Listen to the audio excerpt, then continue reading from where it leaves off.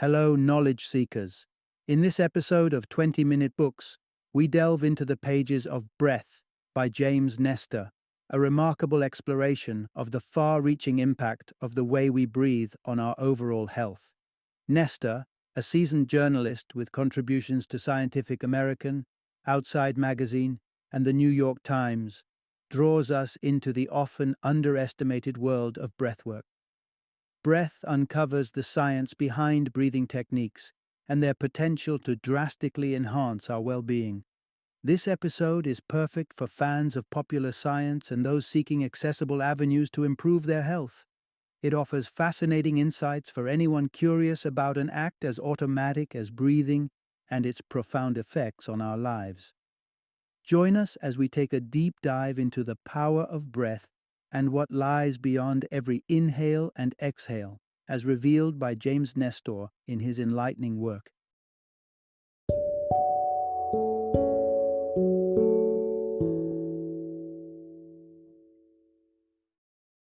Breath, the New Science of a Lost Art. Introduction: the remarkable power of mastering your breath. Have you ever stopped to think about the way you breathe? It's something we all do instinctively, without instruction or deliberate effort. Yet, the way we inhale and exhale can profoundly influence our well-being. It's not just about the oxygen. The manner in which we breathe can reshape our faces, open up our airways, and empower us to conquer ailments ranging from asthma to anxiety. Even more fascinating, certain breathing practices can induce hallucinogenic states or allow us to regulate our heart rate and body temperature as if by magic. Surprisingly, the significance of breath has been vastly overlooked in Western scientific circles.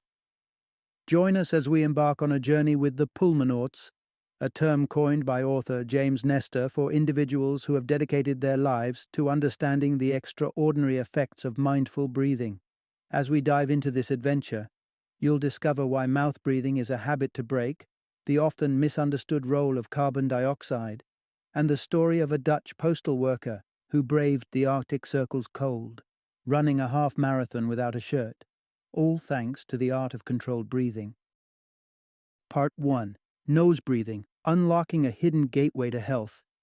Imagine feeling perpetually exhausted, your heart racing as if it's trying to escape your chest, all while a cold chill takes over your body, leaving you in utter distress. This isn't a scene from a horror film. It was the lived reality of author James Nestor, who voluntarily obstructed his nostrils to breathe solely through his mouth. The results? A spike in blood pressure, disrupted sleep, and a sense of overwhelming malaise. Let's clarify something crucial. Nose breathing is vastly superior to mouth breathing for your health. You might be surprised to learn that about half of us are primarily mouth breathers due to various factors, from chronic nasal congestion to environmental pollutants and emotional stress. But as Nestor's plugged-up nose experiment illustrates, persisting with mouth breathing can spiral into a host of worsening issues. After 10 torturous days, Nestor liberated his nose, only to contend with a host of problems: blockages, a bacterial infection, and a wreckage of his sleep quality. However, the sheer bliss that flooded over him when he finally drew air through his nose again is indescribable. The pure, refreshing burst of life-giving oxygen his system craved. The nose is a sophisticated instrument, not merely a passageway for air. It warms, cleanses, and humidifies each breath while secreting beneficial chemicals that help stabilize blood pressure and heart rate, luxuries that mouth breathing doesn't afford. The nefarious impact of depriving oneself of nasal breathing was harshly demonstrated in a controversial study from the 1970s and 80s.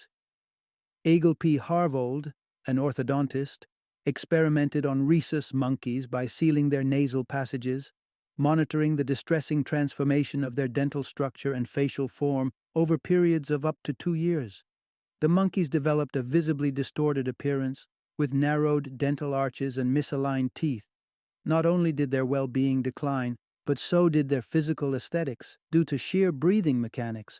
Remarkably, after unblocking the monkeys' noses, their faces reverted to their natural structure within 6 months. Such dramatic effects underscore the influential and often underestimated link between breathing and our overall health and physical development. Part 2. How our evolution and diets shape our breathing troubles. Take a journey through time, all the way back to roughly 1.7 million years ago. Meet our ancestors, Homo habilis, and their successors, Homo erectus. These early humans marked the beginning of a culinary revolution, tenderizing and later cooking their food, leading to a surge in caloric intake and hence energy levels. This extra energy was the fuel for brain growth, an evolutionary triumph that would cascade through the millennia as we, Homo sapiens, burgeoned with intellect and gained the gift of speech. The evolution of bigger brains and a lower larynx conferred survival advantages, allowing intricate thought and complex communication. But progress has its price. Our enlarged brains squeezed our nasal cavities and sinuses, creating a narrower airway. And as for the drop in our larynx, it omitted a design flaw, increasing our risk of choking. The narrative doesn't end there, owing to a significant twist in the tail. The shape of the human head being less conducive to breathing.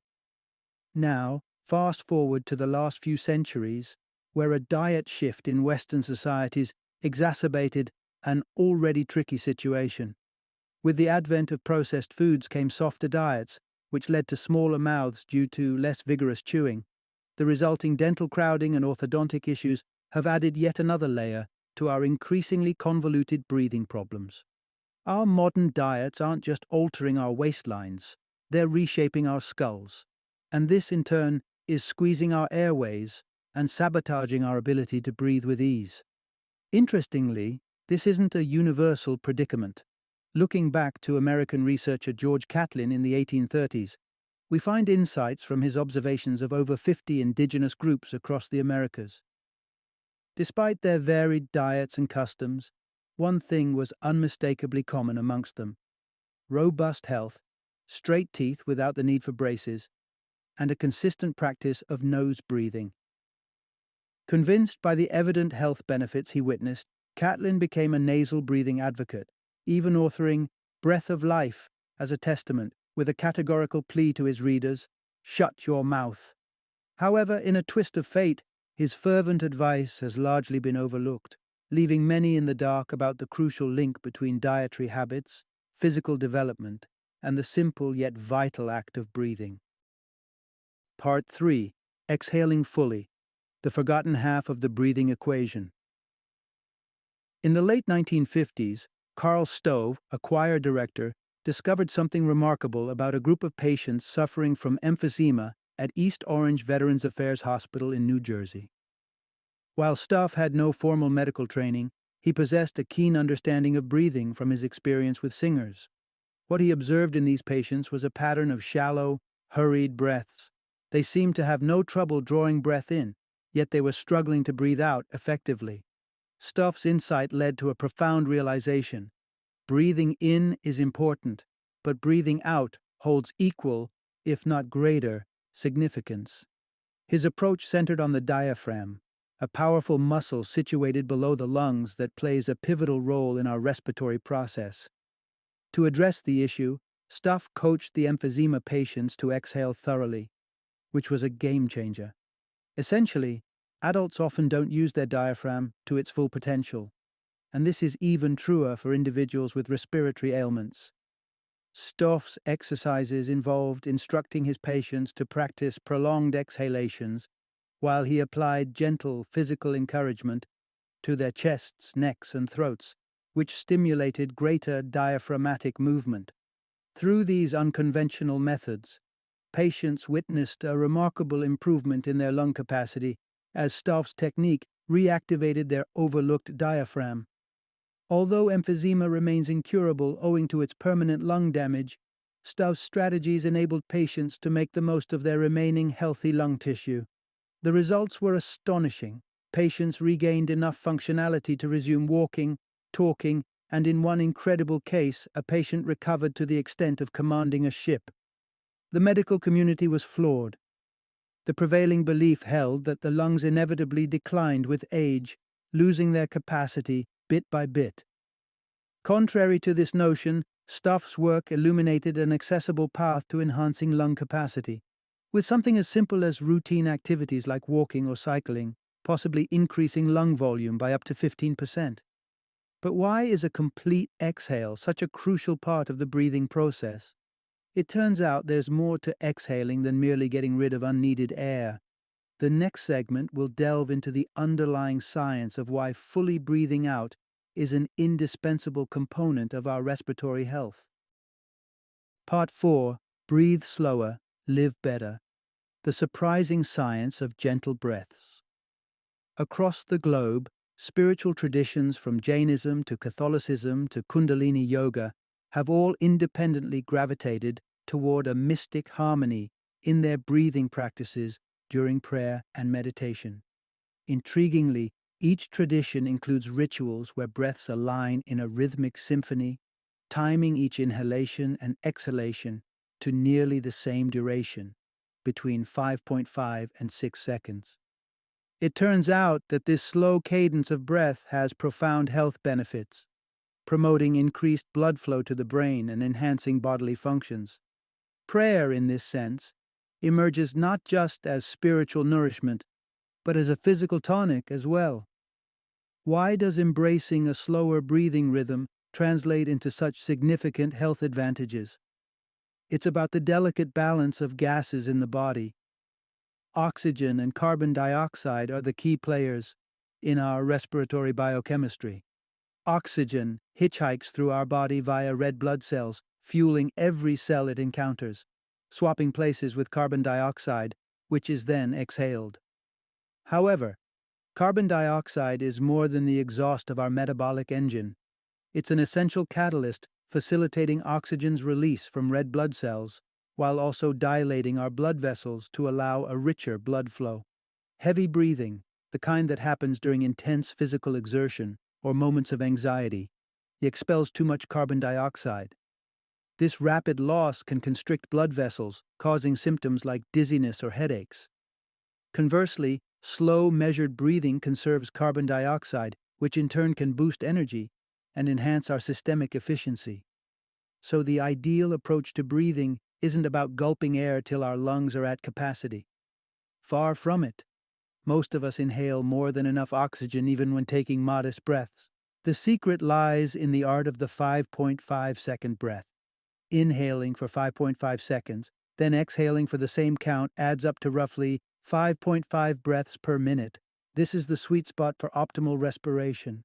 Embracing this gentle rhythm for just a few minutes each day can yield transformative health benefits.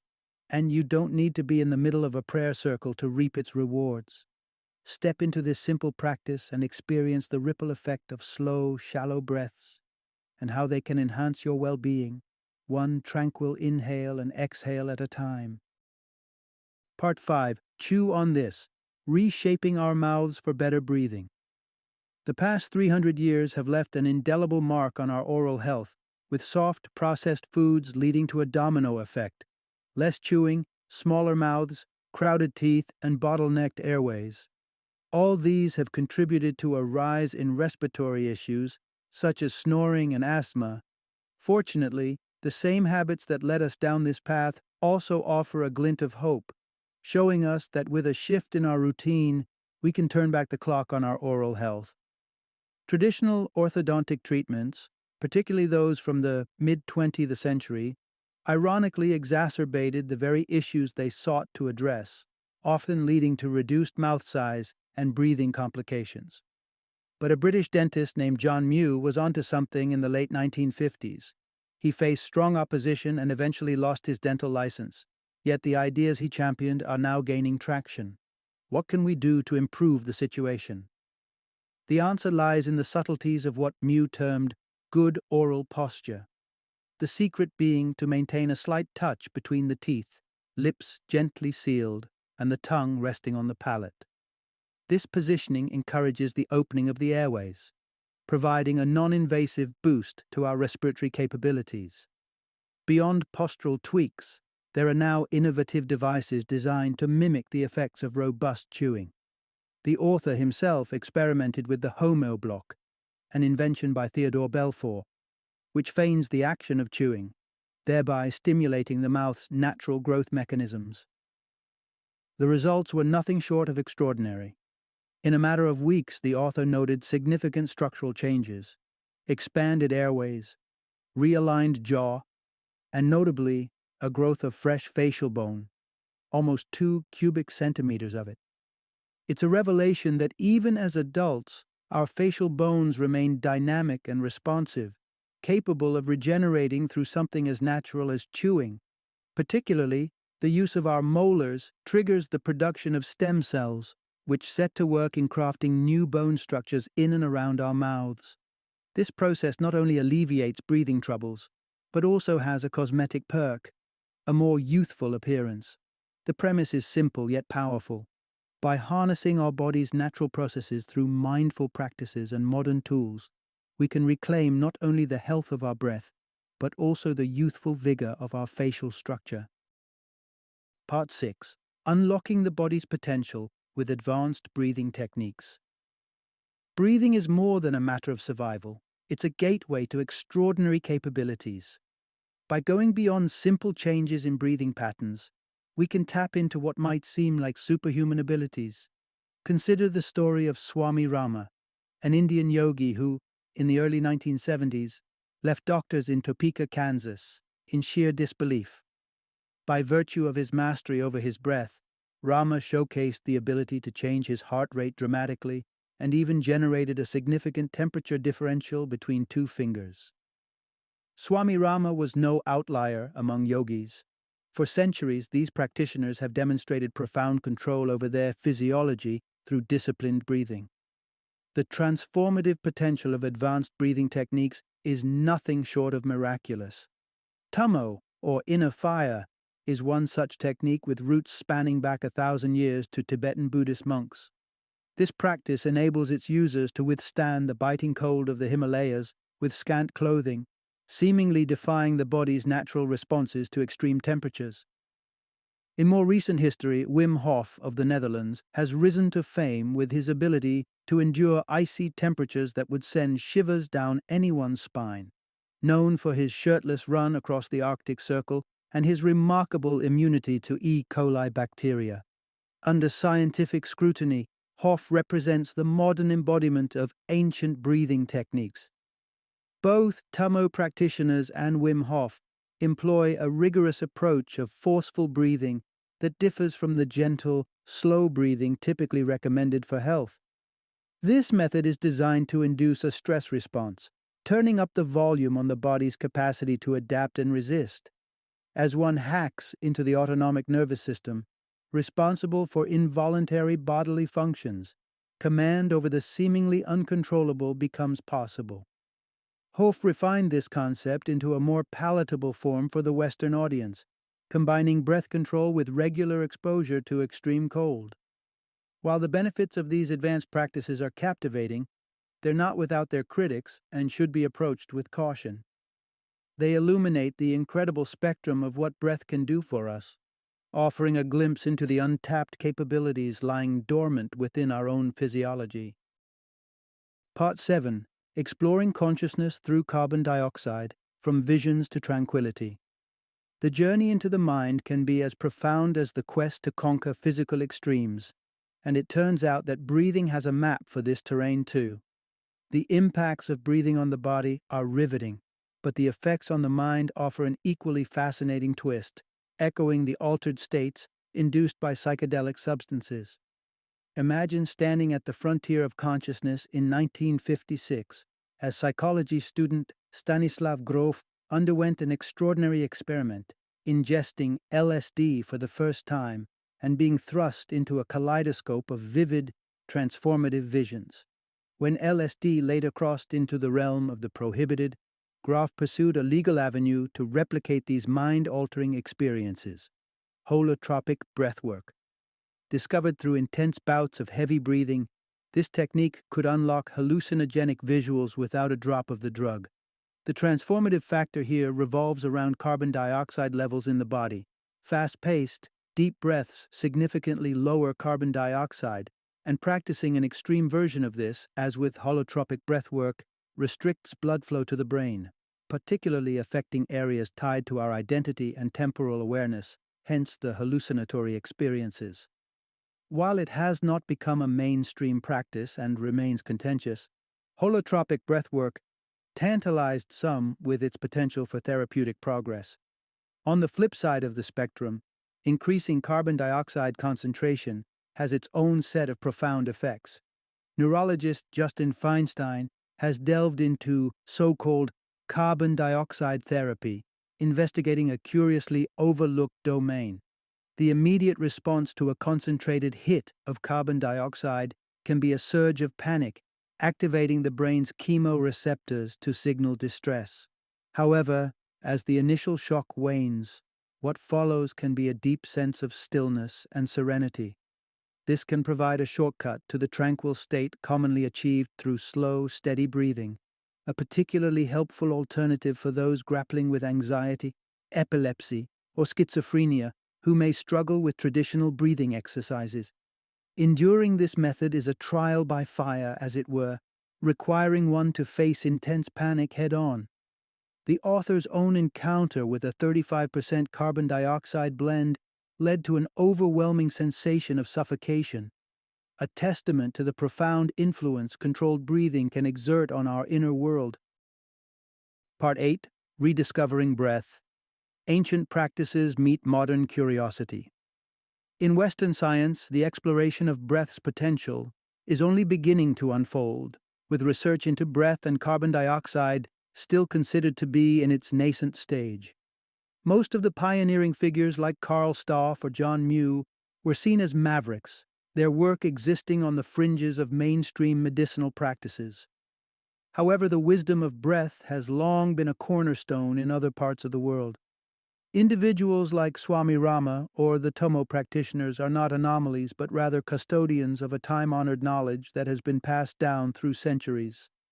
The profound understanding of breath finds its roots in ancient Asian philosophies. 3,000 years ago, the concept of life energy emerged with names like prana in India and qi in China. This energy, believed to permeate the universe, was considered most potent in living beings. Traditional Asian practices have long sought to harness and balance this vital force, with acupuncture and yoga as prime examples. Breath, as the most accessible means of channeling prana, held a sacred status in these practices. The ancient Yoga Sutras, dating back to 500 BCE, might surprise contemporary followers of yoga with their focus. Less concerned with physical postures, these teachings emphasize stillness and the accumulation of prana through deliberate breathing. This same idea lends insight into the potent effects of intense breathwork. Sudden influxes of prana through aggressive methods can jolt the body into astonishing states, from visions to altered awareness. Yet, the traditional yogic approach advocates a more patient cultivation of this energy over years, unlocking its fullest potential gradually. In an era where lifestyle progress often seems synonymous with health advancement, the foundational aspect of breath is curiously overlooked.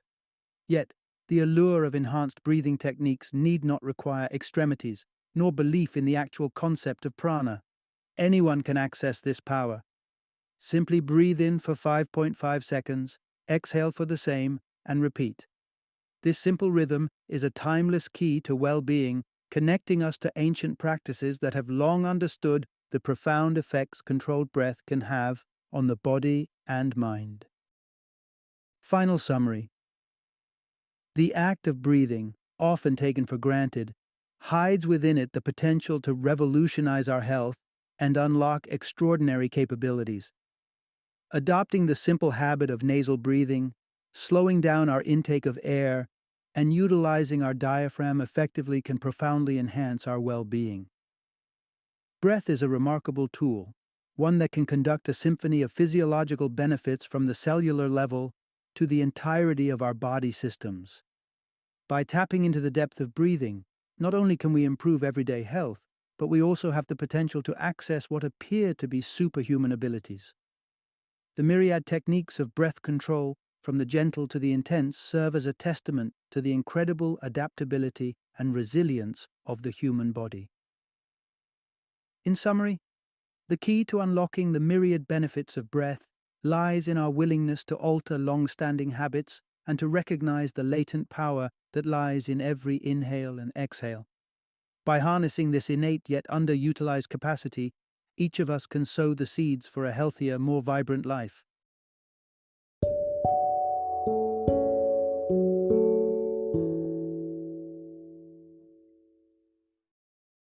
Thank you for joining me today on this journey of learning and discovery as we explored the insights of another thought-provoking book in our growing library of knowledge. If you've enjoyed our time together, please take a moment to follow our podcast, give us a 5-star rating, and share 20-minute books with other knowledge seekers. Your support truly means a lot. Don't forget to join me again in the next episode, where we will delve into another enriching book. Until then, happy reading and happy listening.